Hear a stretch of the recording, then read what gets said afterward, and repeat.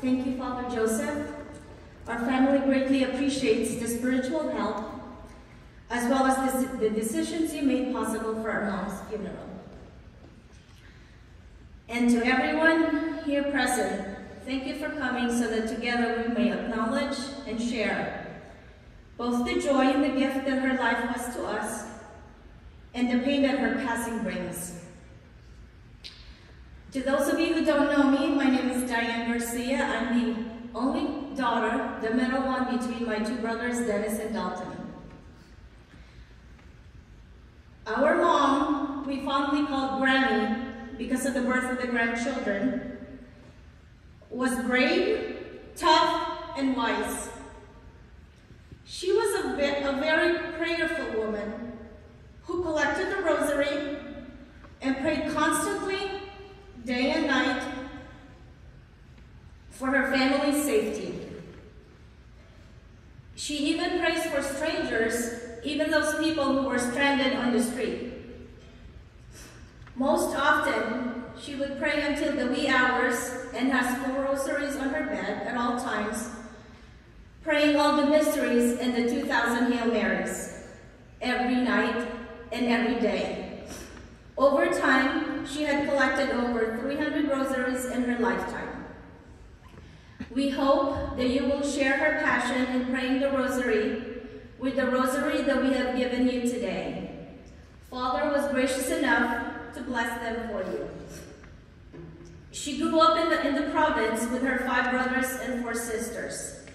She was an English teacher, and because of that, she was always checking on everyone's grammar. She was checking on everyone's grammar and spelling. You would often hear her tell people, "We have no rice in the bucket, only gold medals."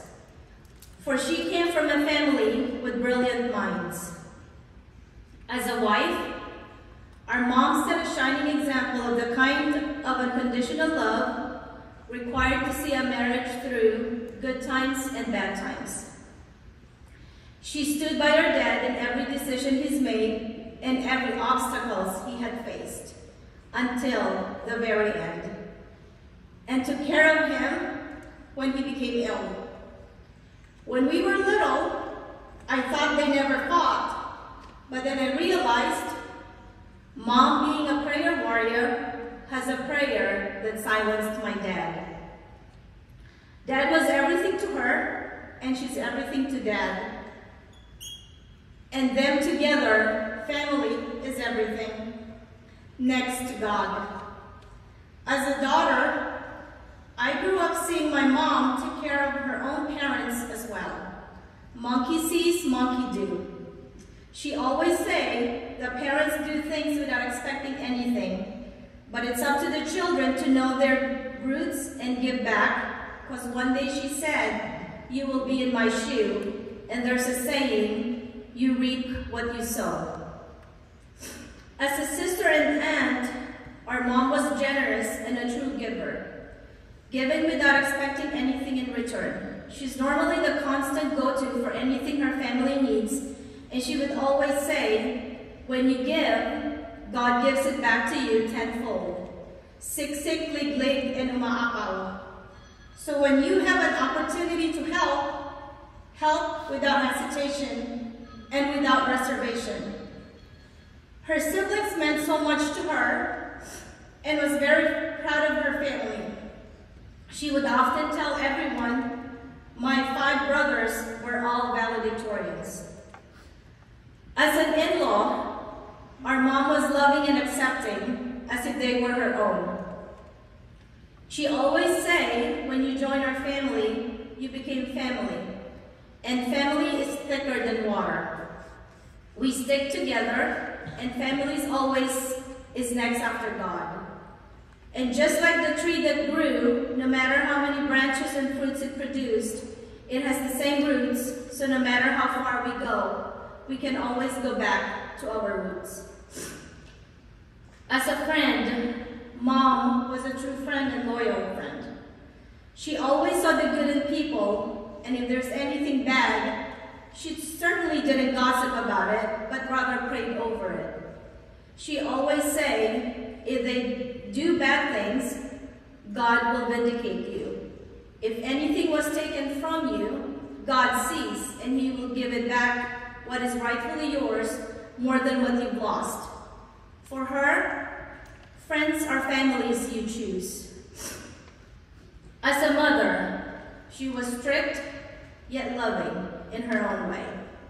She had her flaws like all of us, for in her own words, nothing is perfect except for God and the Word. She always tell us to be better, because better is always better than the best. Growing up, I used to be embarrassed seeing my notebook with red ink corrections, for she read my notes and corrected them. But as I got older, I realized she was doing it not only to help me, but also to help herself, busy doing what she loves, which is teaching grammar. She stayed at home when my kuya started kindergarten, and she didn't go back to work until I was in nursing school. She made numerous sacrifices, always for the good of the family, and gives up her last centavo if we needed it. She was never materialistic, but she's very sentimental. She was a selfless mother who gave herself and her whole being, and whenever she has nothing to give, she would always say, God will provide. For our Heavenly Father takes care of the food of even the tiniest bird. What more for us children of God? So don't worry and rest assured, God will provide what we need. I am so grateful to have had such an incredible example of faith and family, of kindness and of strength, of perseverance and of dedication. Some people say our parents were lucky, not only because they both passed on their sleep, but because we cared for them both till the very end. I believed we were the lucky ones. They both passed asleep in their sleep because during their lifetime, especially towards the end, they forgave everyone who had done them wrong, even those who didn't think they've done wrong, and offered to God all their hurts and was in God's graces.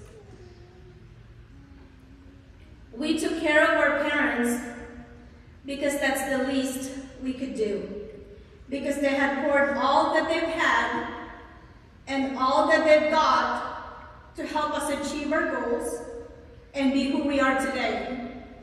So taking care of them and providing them is the least we could do. We had countless conversations of her conversations with Dad, even after he had passed. Things she wants to happen, and things she's looking for, or things she's praying for, because it bothers her.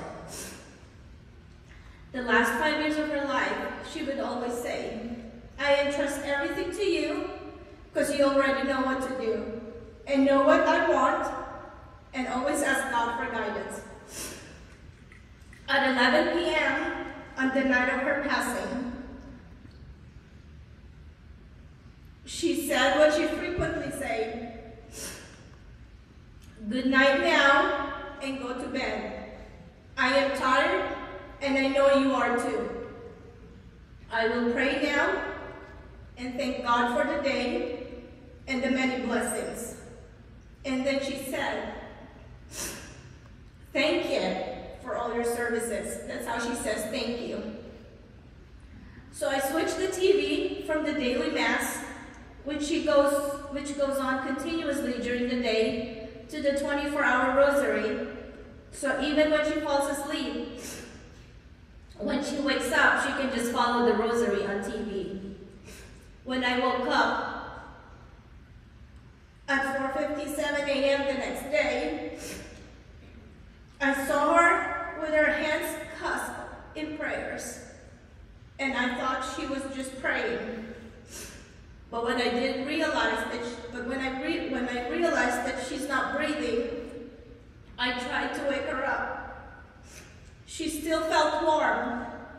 So my humanity kicked in, and I said to myself, it is not happening today. I could have done something, I thought. There was no sign of her leaving. So I paced back and forth. Then I remembered the scripture that says in Exodus, the number of your days he will fulfill. And then I remembered her saying, God's time is always perfect. It is never a day late, nor a second early.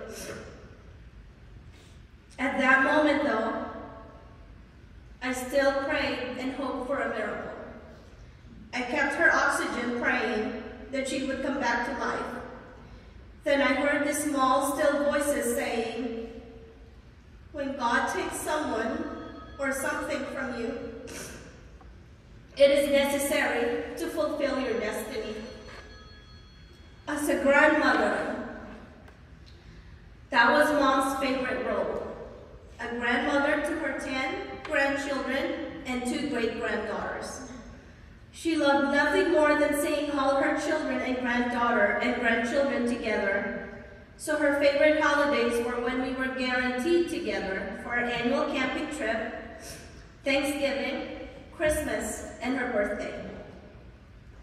She taught all the grandchildren and great-granddaughters so many things, but one of which is how to manupol by grabbing her hand and putting it in their forehead upon arrival and upon departure. So God will bless them and their day. She taught our girls especially how to pray the rosary, fold their clothes, compete, and have high standards for themselves.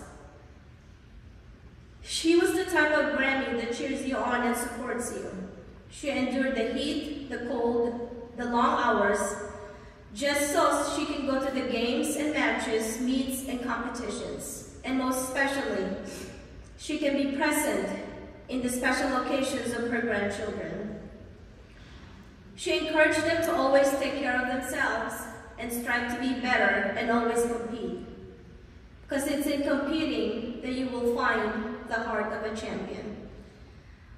As much as she loved having all her grandchildren together, meaning sleeping in the same bed with her, like a huge slumber party, she also loved spending one-on-one time with each of them, and she seemed to always know what wisdom to impart just at the right time. She has a special names of endearment to each of them, and she always has little secrets together with every grandchild. That's how they knew they could come to her, tell her anything, and be who they are without pretension and without being afraid. Because she would always receive them with open arms and loving heart. She was the matriarch that glued our family. What will always remember her are the teachings, not imprinted in our minds, but mostly in our hearts. Pray more and pray often, especially the impossible, for there is nothing impossible with our God. Pray especially to the Blessed Mother, because Jesus always listens to her mother, to his mother. Handle life with care. Love more deeply, forgive more readily, give more generously, and speak more kindly. Take care of yourself, because you cannot take care of others, because you can't give from an empty cup. Family is not just an important thing. It is everything. And though it is true that you can choose your family, she always says, it is God's blessing to you, so be a blessing to them. Even though you are gone, Mom, we will always have chicken for you on Thanksgiving. We will still have the matching PJs of Christmas, no matter how big the family gets. We will always pray the rosary And we will always stick together, no matter what, because that's what you've always wanted. We will surely miss our historian and all our travels, knowing where we are at a particular time, or how many miles we have driven so far, or how far we are from our destination. We will also miss eating rice at least once a day. In every travels we do, wherever we may be. And who do we ask now if we need anything? For you have everything in your purse. Anything imaginable you can ask, she's got it on her purse. And of course, we will miss our healthy debates and fun conversations, your cynicism and quick wit, and the wisdom you always have. We know you are at peace with the Lord, so go in peace. You've earned your sleep. You're finally with Dad again. Your love in our hearts will eternally cherish. We love you, and thank you for all that you've done and all your sacrifices. We are forever grateful for the 79 years you have blessed us with. Give Dad a big hug for us. We love you.